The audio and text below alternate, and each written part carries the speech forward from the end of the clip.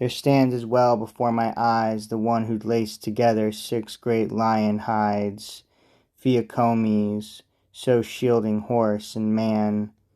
He hurled a log which 2 ox teams could scarce have moved, and crushed the skull of Tectaphos, the son of Olenus.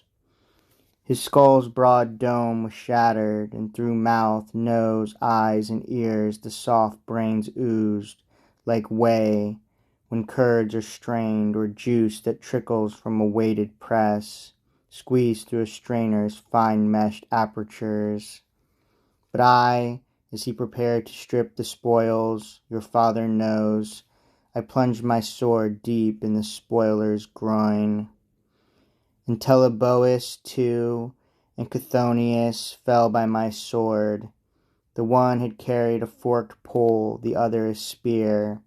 That spear gave me a wound, you see the mark. The ancient scar still shows.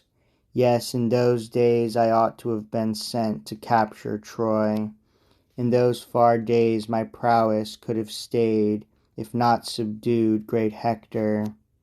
Then, of course, Hector, if he was born, was but a boy, and now my long years fail me.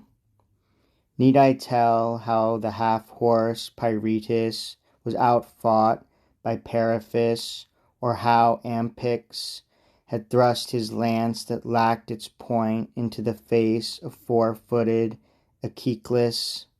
Macarius felled Erichdupus with a crowbar through his chest, and I recall a hunting spear from Nessus's hand was buried in the groin of Similus. Nor would you have supposed Mopsus had but the power of prophecy.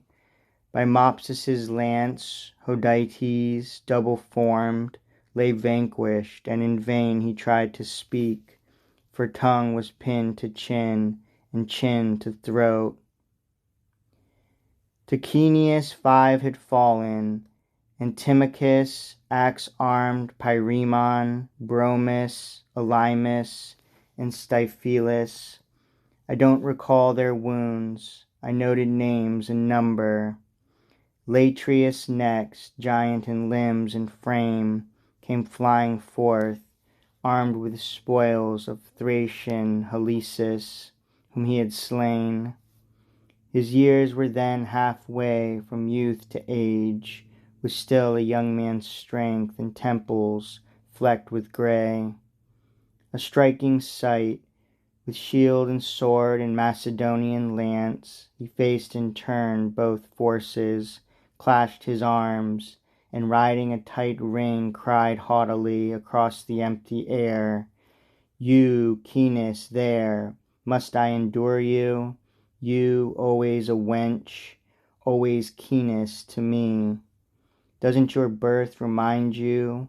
Don't you realize what act won your reward, what price you paid to seem a spurious man? Just think what you were born. Think what you bore. Away, back to your wheel and wool box. Spin your thread. Leave war to men."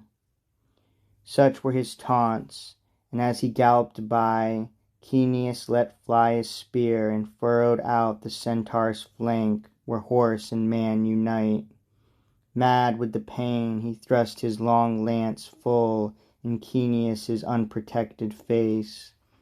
Away it bounced like hailstones dancing on a roof, or little pebbles dropped upon a drum.